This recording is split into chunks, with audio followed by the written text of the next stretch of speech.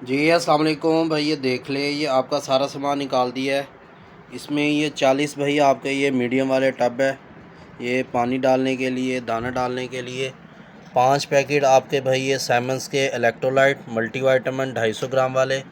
10 packet भाई आपके ये सैगवान, ये 10 ग्राम वाले। और 20 भाई आपके ये ग्रिड पॉट है।